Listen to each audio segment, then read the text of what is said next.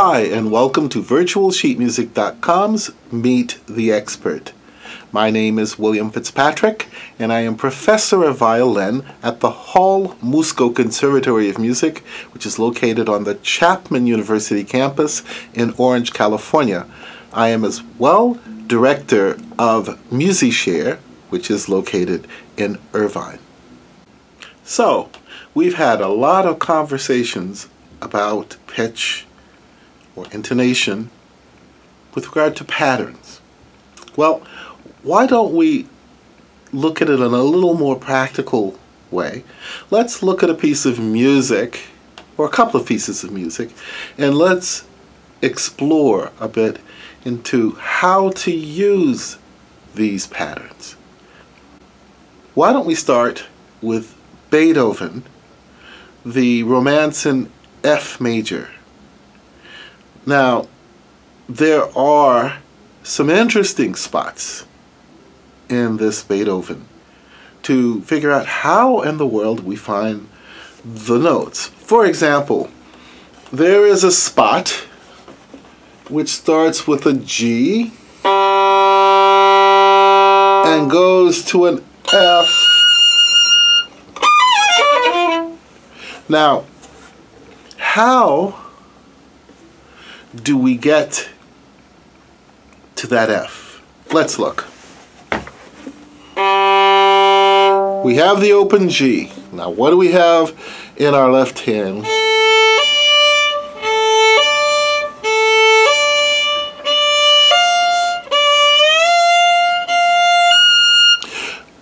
That's what I call mapping. First, we're going to look and find where is the D, third finger. Well, that's where my first finger will go.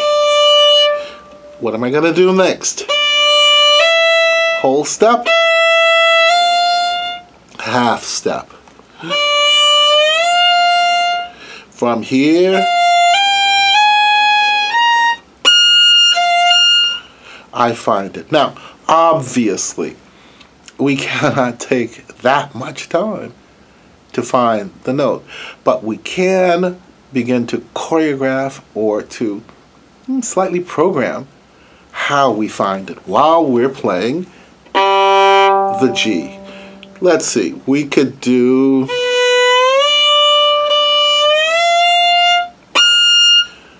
except I'm not going to play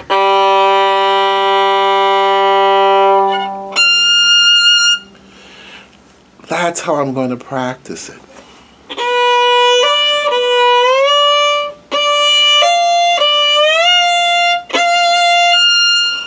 To find the note. So we have what? 1, 2, 3, 4. This is how I'm going to use my patterns to find the notes that we're doing.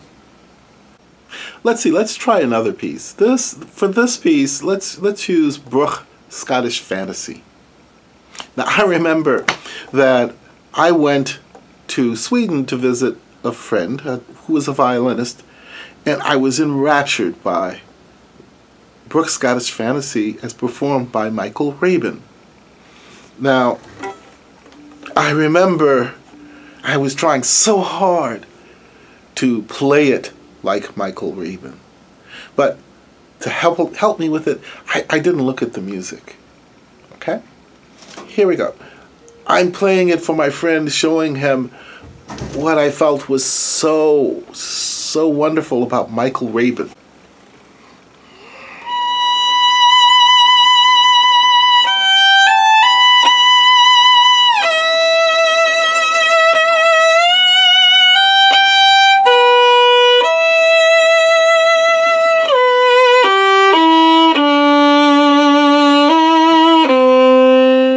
Now, my friend looked at me and said, "It's true, Bill. His performance is really, really beautiful. But you know, it doesn't start on a B. It starts on a B flat." And I went, "Oh!"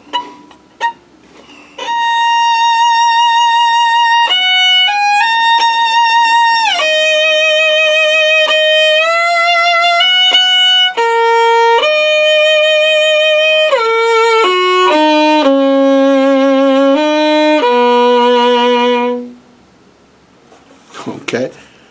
How did I do that? How did I start a piece in one key and someone said to me, Bill, it starts on another note, and I was able to do it. I simply transposed the intervals.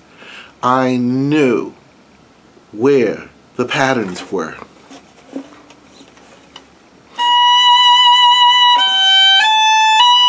Whole step, whole step.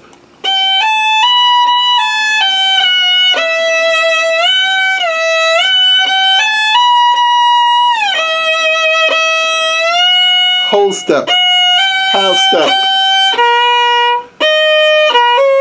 Whole, half.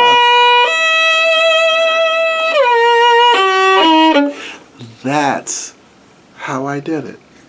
Now, did I have to know that it wasn't B natural, G A B B E? No, I didn't need to know that. Did I need to know that it was B flat? I didn't know. I didn't need to know. I just remembered the patterns intervallically with what was going on, and I could play it in whatever key. Now, just as a little aside, do you know where I learned to do that?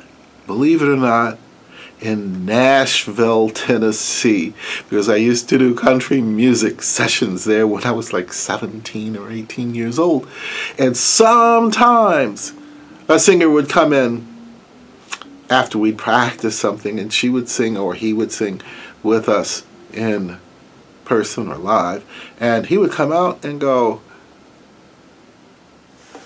to the producer. She or he would say, you know, it's just too high. Can't we do it a half step lower? And we would have to, right on the spot, lower it a half step. And we didn't have a lot of time. And when these are 3-hour sessions, there were 4 pieces in the session. There was not a lot of time. So you would have to mentally calculate how to lower that pitch that was written on the page a half step lower. This was the beginning of me understanding through intervals or through patterns how to deal with things. So, I hope that this has been an interesting journey. It's certainly been interesting for me to share it with you. If you have any comments or questions, please feel free to ask, and I'll see you the next time.